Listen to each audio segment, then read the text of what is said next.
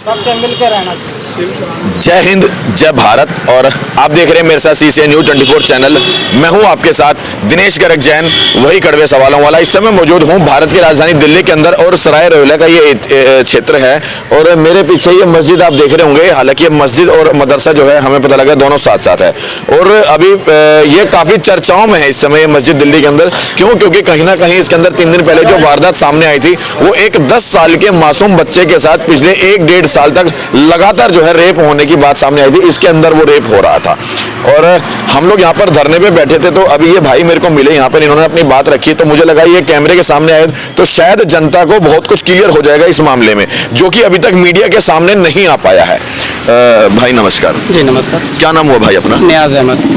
नियाज अहमद और सानू के नाम से। ठीक है। और बता दूं ये भाई खुद मुसलमान कम्युनिटी से हैं और जो खुलासे या जो बातें इन्होंने सामने रखी वो वाकई कहीं ना कहीं हैरान करने वाली हैं और चौंकाने वाली हैं। क्योंकि अभी तक मीडिया के सामने वो चीजें नहीं है, कुछ ना कोई उल जुलूल चीजें चल रही हैं, इधर उधर की बातें सुनी हुई चल रही हैं। लेकिन जो चीज ये मुस्लिम कम्युनिटी के होने के बावजूद भी इन्होंने मुझे कहा कि मैंने उस बच्चे के फेवर में और उस मुस्लिम व्यक्ति के अगेंस्ट जो बन सकता था वो इन्होंने किया है। सर पूरी बात क्या है और कैसे यहाँ पर ये मामला हुआ था एक बार बताओ। आपको मेरे पास गार्जियन का, बच्चे के गार्जियन का किसी का फ़ोन आया था मेरे पास कि हमारे साथ हम जाके मिलिए, हमारे साथ कुछ हादसा हुआ है। तो मैं उनसे जाके मिला तो मुझे पता लगा कि ऐसी ऐसी बात हुई है। तो हम अपने समाज से 2-4 लोगों को लेके हम यहाँ पे आए थे। आने के बाद हमने जो यहाँ के इंतजामिया है, जो मुफ्ती साहब हैं, उनसे हमने शिकायत करी कि इस तरीके से हमारा बच्चा बयान दे रहा, तो क्या आखिर क्या सच्चाई है, हम सच्चाई जानना चाहते हैं। तो मुफ्ती साहब ने ये बताया कि ऐसा हुआ था कि हमारे कैमरे के अनुसार एक रिकॉर्ड हुआ था, जो हमारे मतलब जो कैमरा देखते हैं, जो यहाँ कैमरे लगे हुए हैं, कि जिस टीचर को हमने रख रखा था, जो दोषी पाया गया है, वो टीचर रात में बच्चे को अपने साथ उठा के ले गया या अपने कमरे में बिठा रखा है। तो हम फ़ौरन उसी टाइम पे पहुँचे और उसी दौरान देखा कि बच्चे को जब वहाँ पे है तो हमने उनसे पूछा कि भाई ये बच्चा यहाँ क्या कर रहा है। तो वो जो टीचर था उसने ये बताया कि भाई ये बच्चे को बुखार हो रखा है, इसलिए हम यहाँ लेके आए। तो बोला बुखार हो रखा है तो भाई हम इंतजामिया हैं, हम इंतजामिया इसका देख रेख करेंगे या दवा दिलाएंगे, जो भी करेंगे। आप कौन होते हैं इसको उठा के अपने कमरे में लेके आने वाले? आप तो गैर जिम्मेदाराना काम कर रहे हैं, या फिर आपने कुछ इस बच्चे के साथ कुछ मिसबिहेव किया, क्या कोई कारण है तो बताइए आप हमें। क्योंकि वो थोड़ा सा घबराया सा लग रहा था। तो उसने कहा कि नहीं ऐसे हमारे साथ कोई नहीं, कि आप चाहे तो बच्चे से पूछ ले। फिर बच्चे से भी पूछा गया, काफ़ी घुमा फिरा के हर तरीके से, हर लहजे से इन्होंने पूछने की कोशिश करी, जो यहाँ पे इंतजामिया जो है ये मुफ्ती साहब। तो बच्चे ने कोई ऐसी बात बताई नहीं। उसके बाद वो यहाँ से जो है गार्जियन वगैरह चले गए। चले जाने के बाद फिर क्या हुआ कि बच्चे को वो अपने घर लेके चले गए। घर लेके जाने के बाद 1-2 दिन बाद बच्चे की थोड़ी तबीयत जैसे ठीक सी नहीं थी, तो उसने पूछा, उसके फादर ने पूछा डरा धमका के। तो डराने धमकाने के बाद उसने बताया कि हाँ मेरे साथ इस तरीके से फलाने शख्स ने ऐसे ऐसे काम किया। तो ये जब होने के बाद फिर मुझे इत्तला किया गया था, तो मैं आया और आने के बाद फिर मैं बच्चे से भी मिला, बच्चे से पूछा तो उसने, बच्चे ने भी बताया और कि हमारे साथ ऐसे ऐसे होता था। मैंने उससे बिल्कुल हर लहजे से जो भी पूछताछ मैंने बच्चे से किया। उसके बाद फिर हमने इनके ऊपर दबाव बनाया कि आपने आखिर जो है इस तरीके से काम हुआ है तो आपने इसके खिलाफ़ क्या एक्शन लिया। तो इन्होंने कहा कि देखो ऐसा है कि हमने बच्चे से तो हर तरीके की बात पूछी थी, तो ऐसा हमें कुछ बताया नहीं था और इसी वजह से हमने सिर्फ उसकी लापरवाही की वजह से हमने उसे भगा दिया यहाँ से। और रात को ही हमने निकाल दिया कि भाई आप गैर जिम्मेदार आदमी हैं, आप आज बच्चों को इस तरीके से उठा के अपने कमरे में लेके गए हैं, तो कल कोई ऐसा आप हादसा ना कर दें, हम आप पे विश्वास नहीं करते। आपसे गुजारिश है कि आप फ़ौरन चले जाएं, दफ़ा हो जाए यहाँ से। ये कह के उससे निकाल दिया गया था। तो हमने कहा मुफ्ती साहब अब ऐसा है कि अब तो मामला कुछ और सामने आ रहा है, तो आप इसे लेके आइए, या उसके आप आधार कार्ड वगैरह आपने जब रखा था, वेरीफाई करा था, तो उसके कोई डॉक्यूमेंट्स वगैरह हैं तो हमें दिखाइए, हम उसे ढूंढ के लाते हैं। तो उन्होंने कहा ठीक है, हम आधार कार्ड वगैरह ढूंढ के निकालते हैं। जब ढूंढने लगे तो आधार कार्ड तो नहीं मिला इनके पास, क्योंकि सफ़ेदे के कारण, शिफ्टिंग वगैरह के कारण कुछ आधार कार्ड वगैरह खो गया था इनसे या कहीं रखा रह गया था। लेकिन इनके पास एक जो पासपोर्ट जिस लिफाफे में आता है, उस लिफाफे पे एड्रेस उस शख्स का था, तो वो इन्होंने मुझे सेंड करा और कि नियाज़ भाई ये है, उसका मिला है इस तरीके से, और उसका नंबर भी मुझे दिया। मैंने यहीं से उसको फ़ोन करा था कि आपके ऊपर इस तरीके से इल्ज़ामात लगे हैं, तो बेहतरी के लिए आप जो है यहाँ पे आ जाइए और आके आप मसले को समझ लीजिए। अगर आपने गुनाह किया है तो गुनाह कबूल करिए और आपको हम कोशिश करेंगे कि भाई सपोर्ट करके कम से कम सज़ा दी जाए। अगर आप इकरार कर लेते हैं तो, क्योंकि कानून भी ये चाहता है भाई जो खुद गुनाह कबूल करता है तो उसे कम से कम सज़ा दे। और अगर आप बच के भागना चाहते हैं तो भाई कानूनी कार्रवाई होगी तो आप बच नहीं पाएंगे। इस तरीके से बात हुई थी। तो उन्होंने कहा ठीक है, ऐसा हमें कल तक का मोहलत दे दीजिए, हम आ जाएंगे। हमने कहा चलिए ठीक है। इंतजामिया साहब ने कहा कि वो कल तक के आने के लिए कह रहा है, तो आप भी बीच बीच में रास्ता करते रहिए, बात करते रहिए उनसे। ये भी बीच में बात करते रहे। बहरहाल वो जिस दिन का टाइम दिया था उस दिन तक वो आए नहीं। तो हमने इनसे कहा कि अब ये आए नहीं है तो हम कार्रवाई करने जा रहे हैं। मैं खुद, हमारे साथ ये जो शख्स थे ये भी, और लड़की के पिता और उनके चाचा और बच्चा, हम जाके पुलिस कार्रवाई करने के बाद फिर ये मुफ्ती साहब को और जो यहाँ का और भी इंतजाम है तो उनको पुलिस ने बुलाया। इन्होंने कोऑपरेट करा, पुलिस के पास खुद गए, किसी भी तरीके से कोई जो भी इनसे जानकारियाँ थी उन्होंने दिया, जो डॉक्यूमेंट्स इनके पास मौजूद थे इन्होंने दिया है। और देने के बाद फिर हमने इनसे एक बात कही कि ऐसा है कि आप अगर चाहें तो उसे पकड़ के लाइए, क्योंकि हमारा जो गुनहगार है हम चाहते हैं उसे सज़ा मिले। क्योंकि गुनहगार बच जाए या गुनाह के चक्कर में कोई और लपेटे में आए वो बेहतर नहीं है, क्योंकि बच्चे यहाँ पे पढ़ते हैं तो उसके फ्यूचर भी है जैसे भी है। और एक बंदे ने गुनाह करा है, सज़ा किसी और को बेगुनाह को मिले तो वो भी बेहतर नहीं है। तो इन्होंने उसी रात यहाँ से कुछ लोग के भेजे सहारनपुर, जहाँ का एड्रेस मिला था। वहाँ पे जाने के बाद उनके किसी के थ्रू वहाँ जब पहुँचे तो पहुँचने के बाद गांव में पंचायत बैठी। वहाँ का जो सरपंच था उससे फिर मेरी बात हुई। हमने सारी बातें उसको सरपंच को बताया कि बेहतर है कि आप इसे यहाँ पे लेके आइए और इसे पुलिस के हवाले करिए। जो भी सज़ा होगी वो कम से कम पुलिस देगी, अगर खुद आप हाजिर होते हैं तो। वरना अगर आपको ऐसा लगता है कि हम बच जाएंगे तो फिर वो बेहतर नहीं होगा। और बात मदरसे मस्जिद पे भी आएगी, सवालात और भी कोई किसी तरीके से खड़े हो जाएंगे। जो बेगुनाहगार होंगे उसको भी हरासमेंट किया जाएगा इस तरीके से। तो फिर उन्होंने कहा ठीक है, हम कल लेके आएंगे इस तरीके से उन्होंने बात की। हमने कहा देखो हमारे हाथ में जितना था हमने आपको बता दिया, बाकी फिर पुलिस अपने हिसाब से करेंगे तो आप बच नहीं पाएंगे। फिर जो है अगले दिन पता लगा कि भाई पुलिस जो है अपने आप उनको उठा के लेके आई है। इस काम में जो है ये मुफ्ती साहब या इनके जो भी लड़के हैं इन्होंने हमारा सपोर्ट किया था, ऐसा नहीं कि नहीं किया था। FIR दर्ज कराने के टाइम पे भी ये साथ जब थे तो इन्होंने ये कहा था कि ऐसा है जी, जिसने गलती करी है उसको कड़ी से कड़ी सज़ा दी जाए और हम भी आपके साथ हैं। अगर हमें इस तरीके का ज़रा सा भी इल्म या ज़रा से भी जहन में बात आती, या उस दिन जब हम बच्चे से पूछताछ कर रहे थे कि बेटे तुम्हारे साथ इस तरीके से कोई हरकत या कोई ऐसा तो नहीं किया, अगर इसने ज़रा से भी मुझे हिंट देता तो हम उसे भगाते नहीं बल्कि उसे यहीं कहिए हम पुलिस के हवाले करते। ये हम 4 लोगों के सामने भी इन्होंने इकरार किया था। अच्छा, उसके बावजूद भी हमने इनसे पूछा था ये जो इंतजामिया इनसे कि भाई ठीक है वो तो जो भाग गया भगा दिया, या फिर बच्चा के साथ जो हुआ बाकी के बच्चों के लिए आपने क्या किया, पूछताछ करिए आपने क्या, ऐसा तो नहीं कि किसी और के साथ भी इस तरीके की वारदात हुई है।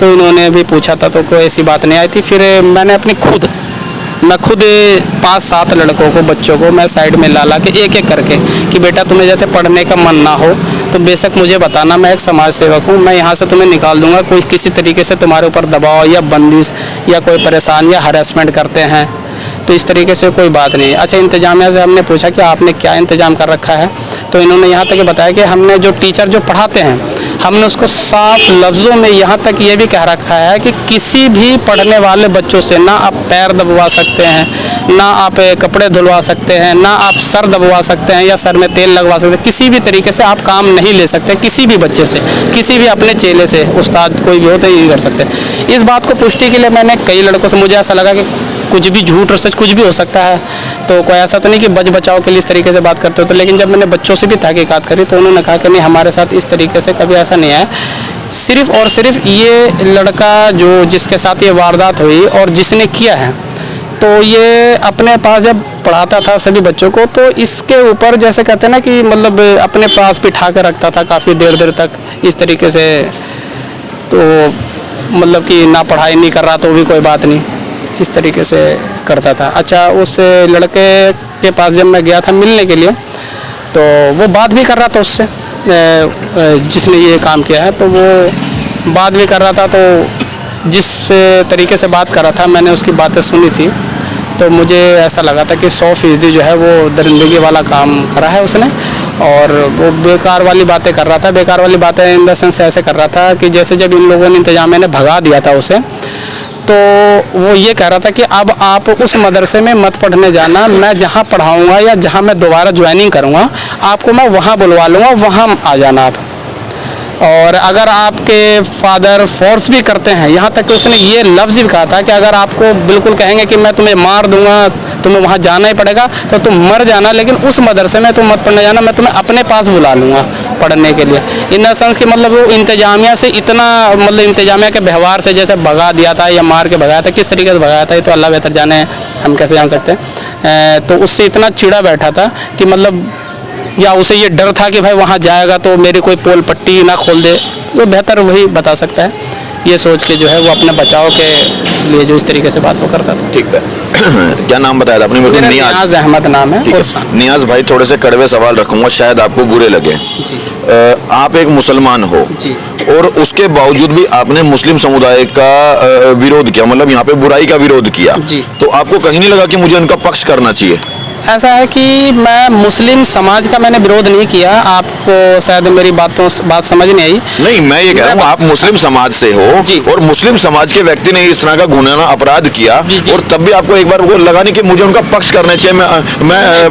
बिल्कुल नहीं कि जो गुनहगार है उसे सज़ा मिलनी चाहिए। और मैं तमाम इंतजाम, मतलब दिल्ली सरकार हो या प्रशासन हो, मैं उनसे ये अपील करता हूँ कि जिसने ये काम किया है उसे सज़ा दी जाए।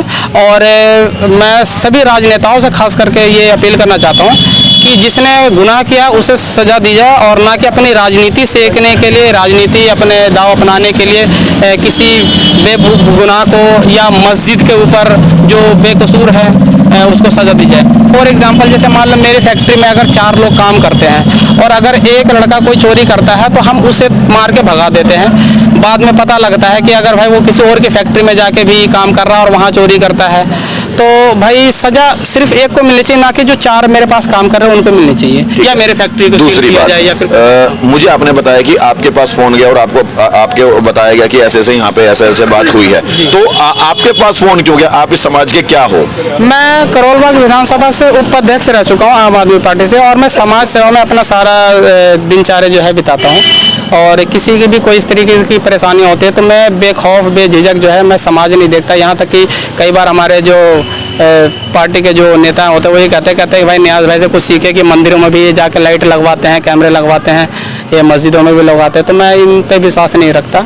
और मैं आपको बता दूं कि भाई मैं मंदिर मस्जिद में कोई फ़र्क नहीं समझता। मैं मंदिर में भी जाता हूँ, गुरुद्वारे पे जाता हूँ, मस्जिद भी जाता हूँ। नियाज भाई, तीसरा सवाल, मस्जिद के अंदर जो सीसीटीवी लगाए जाते हैं, जो मस्जिद के बाहर, जो मतलब मस्जिद के प्रांगण की बात करूंगा, सीसीटीवी जो लगाए जाते हैं वो क्यों लगाए जाते हैं? सेफ्टी पर्पज़ के लिए कि भाई किसी भी तरीके का कोई वारदात हो या फिर कोई किसी तरीके का कोई घटना ना हो, या मस्जिद के अंदर में रहने वाले इंतजामिया कोई ना करते हो, इसलिए कैमरे लगाए जाते हैं। पिछले 1.5 साल से लगातार उस बच्चे के साथ इस तरह का घिनौना अपराध यहाँ पे होता रहा, तो क्या मान के चलें कि क्या नाम है जो अंदर क्या नाम है जो भी आपने नाम बताया था, जो इंतजाम करते हैं, तो उनको मतलब पता नहीं लगा 1.5 साल तक क्या नाम है इस बच्चे के साथ घिनौना अपराध हो रहा है यहाँ पर? आपको ये जानकारी जो मिली है वो गलत मिली है, क्योंकि मैंने बच्चे से खुद तहकीकात करी थी। उसने ये बताया था कि मेरे साथ पिछले मान के चलिए कि 1.5 महीने के आसपास हुआ। ये 1 साल 1.5 साल की जो बातें हैं, हम 1.5 महीना मान लेते हैं, तो 1.5 महीने तक भी इस तरह का अपराध एक मस्जिद के अंदर हो रहा है, और जो इंतजाम करते हैं या जो केयर टेकर जो भी प्रमुख है यहाँ पे, उनको पता तक नहीं है। एक्चुअली जो यहाँ का मैं अंदर का इंतजाम का तरीका जो मैं देखा, जैसे एक जो इंतजामिया जो है वो अपने मुफ्ती साहब, तो ये बाहर चारपाई जैसा लगा हुआ जो लकड़ का होता है, क्या बोलते हैं उसको, चौकी सा पट्टा सा, तो उस पर बैठे रहते हैं और हर बच्चे को इस तरीके का बीच बीच में ये पूछते रहते हैं। क्योंकि एक बार अभी मुझे पक्का याद है लॉकडाउन के बाद, नियाज भाई पूछना हम कब कर पड़ता है? जब वहाँ पर सीसीटीवी ना हो। सीसीटीवी लगाने का मकसद ही हो जाता है कि हमारे को सब कुछ प्रूफ सीसीटीवी दिखाता है, और हम सीसीटीवी लगाते हैं तो किसी भी संस्थान में अगर सीसीटीवी लगा तो बकायदा उसका ऑपरेटर भी वहाँ पर होता है। तो अब क्या इनके पास ऑपरेटर नहीं है, या देखकर भी अंदाजा मैं उसी पे बात कर रहा हूँ कि इसके साथ जो पकड़ा गया था, ये वारदातें जो सामने आई वो कैमरे के थ्रू ही आई। क्योंकि जैसे कहते हैं कि जब रात को ये कैमरे चेक कर रहे थे तो ये देख रहे हैं कि भाई उस बच्चे को उठा के लेके जा रहे हैं अंदर, और अंदर लेके जा रहे हैं और कैमरे के ऊपर इसने टोपी या पता नहीं कोई कपड़ा सा रखा था, जो ये बताया मुझे वो मैं सुनी हुई बात बता रहा हूँ मैं आपको। तो रखा, तो उस कैमरे के आधार पे ही वो एकदम से उनके रूम में आया कि ये मतलब क्या कर रहे हो तुम, ये बच्चे को अंदर क्यों उठा कर तुम लेके आए। 1.5 महीने के बाद मतलब यहाँ का जो प्रशासन है, अगर मैं सीधी भाषा में बात करूं तो यहाँ का जो प्रशासन है वो इनके हिसाब से, हालांकि भाई साहब अभी मेरे को बता रहे हैं कि उन्होंने 6 महीने खुद कबूला है, और यहाँ पे बात ये भी चल रही है कि 1.5 साल से प्रक्रिया चल रही है। मैं इन्हीं की बात करूंगा, अगर इन्हीं की बात करूंगा, इन्होंने कहा है कि 1.5 महीने से भी चल रहा है, तो यहाँ का प्रशासन जो भी मुखिया है वो 1.5 महीने के बाद इस चीज का पता लगाते हैं सीसीटीवी के माध्यम से कि ऐसा हो रहा है। मतलब 1.5 महीने के दौरान क्यों नहीं पता लगाया, ये भी कहीं ना कहीं एक बहुत बड़ी लापरवाही है। अगर सीसीटीवी पहले दिन चेक होते, लगातार मतलब निरंतर चेक होते रहते, तो शायद ये वारदात पहले दिन सामने आ जाती और वो 1.5 महीने तक उस बच्चे का शोषण ना होता। बिल्कुल आपका सवाल बिल्कुल जायज़ है, नैतिकता के आधार पे बिल्कुल आपके सवाल बिल्कुल जायज़ है, लेकिन कहने को तो वही हम कह सकते हैं कि भाई लापरवाही तो हुई है कहीं ना कहीं लेके, और जब पकड़ा गया तो पकड़ा भी इन्होंने ही है, और सपोर्ट भी इन लोगों ने हमें किया है, ऐसा नहीं कि नहीं किया है, सपोर्ट हम लोग हमारा किया इन्होंने। लेकिन जो उस बच्चे के साथ दुर्व्यवहार हुआ है तो कहीं ना कहीं कुछ गलतियां रही है, जैसे अगर रोज रूटीन, इसे कहीं ना कहीं गलती नहीं कहेंगे हम, इसे कहेंगे घिनौना अपराध हुआ है। और उसके बाद 1.5 महीने तक, मैं फिर भी आपकी बात को बड़ा रख रहा हूँ कि 1.5 महीने की बात है, तो 1.5 महीने तक ये लोग क्या सो रहे थे, ये आंखों के ऊपर पट्टी बांध के बैठे थे कि लगा सीसीटीवी लगाए, बाहर सीसीटीवी लगा दिया, अंदर सीसीटीवी लगाए, सिर्फ इसीलिए कि जांच होगी, पता लगेगा वारदात अंदर क्या होती है, क्या घटनाक्रम होता है। लेकिन मतलब 1.5 महीने के बाद ये लोग चेक करते हैं उसको। एक्चुअल क्या होता है, मैं आपको एक बड़ी छोटी सी बात में बात ख़त्म कर दूंगा कि जब हम जैसे मदरसा या मस्जिद को जो है या मंदिर को पवित्र स्थल माना जाता है, तो पवित्र स्थल के अंदर इस तरीके की घटना हो सकती है, कहीं से लेकर कहीं तक हम दिमाग में या मानसिक में बिठा नहीं सकते कि इस तरीके का भी काम हो सकता है। जैसे कि भाई मस्जिद में अगर हम कुरान पढ़ते हैं तो भाई हमारे कुरान में जो है वो मतलब बिना नहाए धोए कहते हैं या पाक साफ होए हुए हम उसे छूने के मतलब छू नहीं सकते, छूना भी पाप मानते हैं। जैसे आप नहाए धोए बगैर मंदिर में पूजा नहीं कर सकते, उसी तरीके से हमारे में भी है। तो कैमरे की जो बात करें लापरवाही की, तो वो इस मतलब ये कल्पना ही हम नहीं कर सकते कि इस तरीके की हादसा या इस तरीके के वारदात भी हो सकते। माना आपकी बात को बड़ा कर रहा हूँ कि हम लोग इस जगह पे कल्पना नहीं कर सकते, लेकिन सीसीटीवी इसलिए लगाए जाते हैं, बाकायदा उसके स्क्रीन इसलिए लगाई जाती है कि वहाँ पे ऑपरेटर बैठेगा और वो प्रति घंटे की या प्रति समय की वो विजुअल देखता रहेगा। इसका मतलब यहाँ पर वो चीज सुविधा नहीं थी, उन्होंने कोई मोबाइल में कनेक्ट कर रखा था, जहाँ तक मुझे जानकारी आई है कि मोबाइल में देखते थे, और मोबाइल से जब ये रात को जब सोने के लिए गए थे तो मोबाइल में ही चेक करते थे, और मोबाइल में इन्होंने चेक करा तो एकदम से वो जो चीज़ें आई निकल के, तो उसके ऊपर जो है आके फ़ौरन हाथ के हाथ उसी टाइम पे और उसको पकड़ा कि ये तुमने मतलब क्यों ऐसे उठा के बच्चे को लेकर आए यहाँ पे, क्या कारण है। तो बच्चे ने खुद भी ये कहा कि बुखार है मुझे, और बुखार वाकई में बुखार था उनको इस तरीके से। लेकिन भाई लापरवाही तो हुई है, बिल्कुल ये नहीं कह सकते। और चौथा सवाल अब इसरार खान नाम है उस व्यक्ति का, मैं हो सकता है इनके पास बच्चे की फोटो, लेकिन फोटो में दिखाना नहीं चाहूंगा, क्यों, कहीं ना कहीं उस बच्चे के भविष्य का सवाल है, इसलिए मैं बच्चे की फोटो नहीं दिखाऊंगा यहाँ पर।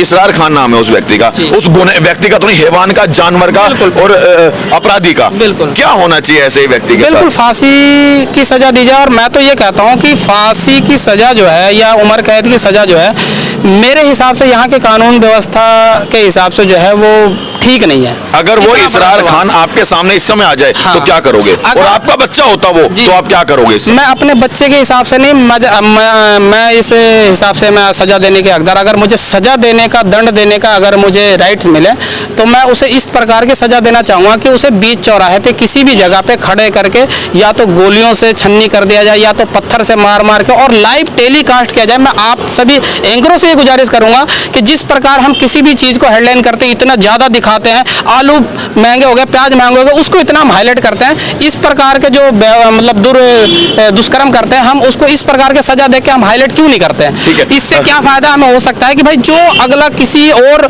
मानसिक रूप से अगर इस प्रकार का करने की सोचे भी, वो 10 बार को ये दहशत में आ जाए कि फलाने के साथ इस प्रकार की सजा हुई थी, मैं बिल्कुल कर ही नहीं सकता। इतना हम दहशत बिठा दें अगर, तो समाज और देश हमारा बिल्कुल, जैसे सऊदी अरेबिया वगैरह इस तरीके का जो कंट्री में जिस प्रकार की सजा दी जाती है, हम देखते हैं न्यूज़ पे देखते हैं, टीवी पे देखते हैं, इस प्रकार की सजा लागू कर दी जाए या दिया जाए। मैं तो कहता हूँ इसरार से ही शुरू कर दो ये सजा देना, हम उसके साथ हैं। एक चीज और मैं प्रमाण आपसे लेना चाहूंगा, यहाँ पर उस दरिंदे का नाम लिखा है इसरार खान, इसे पैर से नोच दो। जी। गलत तो नहीं मैं करवा रहा ना? ये बहुत छोटे काम कर रहे हैं आप। दूसरी बहुत चीज, छोटी काम है। दूसरी चीज आप मेरे हिसाब से उस शख्स को भी यहाँ पे रख के अगर कहेंगे कि पैर से कुचल दो, तो मैं कुचल के मारने को तैयार हूँ, अगर मुझे राइट दिया जाए। एक बार ताली बजा दो। बाकी देखो ये बात सच्चाई की, देखो जरूर, जी जी जी। और फिर मैं एक चीज और बता दूं, हम लोगों को किसी भी जाति के अंदर या किसी क्षेत्र के अंदर या किसी राजनीतिक पार्टी के अंदर ना फंस के जो सच है सही मायने में वो दिखाना चाहिए। और मेरा प्रयास रहा कि जो चीजें अभी तक मीडिया के सामने नहीं आ पाई हैं वो चीज मैं मीडिया के सामने लाऊं, वो चीज जनता के सामने लाऊं। और इन्होंने मुझे जो, जी एक बात और, यहाँ पे जो भी धरना प्रदर्शन दे रहे हैं मैं उनके मैं खुद दे रहा हूँ जी, मैं खुद उनके साथ हूँ। और कभी भी मेरी आवश्यकता पड़े आधी रात को भी मैं इनके साथ धरना प्रदर्शन देने के लिए तैयार हूँ। और मैं अपने समाज के लोगों से भी ये अपील करता हूँ कि भाई वो इनका साथ दे। और इनसे भी एक अपील करता हूँ जो यहाँ पे धरना दे रहे हैं, या किसी भी राजनीतिक दल से ये अपील करता हूँ कि वो इस घटना के ऊपर अपनी राजनीति ना खेलें। सिर्फ और सिर्फ जिसने गुनाह किया उसे सजा दी जाए, ना कि हम इसको मंदिर और मस्जिद को एक पर्टिकुलर चीज लेके हम इसको हाईलाइट करें। ठीक है भाई साहब बैठो। क्योंकि इस प्रकार के हादसा जो है मस्जिद में भी होती है, मंदिर में भी होती है, कहीं भी होती है, उसको सजा कड़ी से कड़ी दी जाए। और मैं तो कहता हूँ कि जिस प्रकार मैंने कहा कि आकर उस अभी आपने सुना होगा पिछले कुछ टाइम पहले मुंबई में एक हादसा जो हुआ था, उसको सजा किस तरीके से दी गई थी, थोड़ा सा हाईलाइट हुआ था और दहशत सा माहौल बन गया था दरिंदगी प्रकार के काम करने वाले लोगों में। तो अगर इस प्रकार की चीज़ें होंगी ना, तो हमारा समाज, हमारा देश वाकई में जो है ना, हमारी बहनें, हमारी माताएं, चाहे वो किसी समाज से भी हों, ये हमारी माताएं बहनें, हमारी माताएं बहनों से कम नहीं, बहनों से कम नहीं है, किसी समाज से भी अपने आप को सुरक्षित महसूस करेंगे। और इन दरिंदगी सोच रखने वालों का जो है ना, मतलब रूह कांपेगा अपने आप।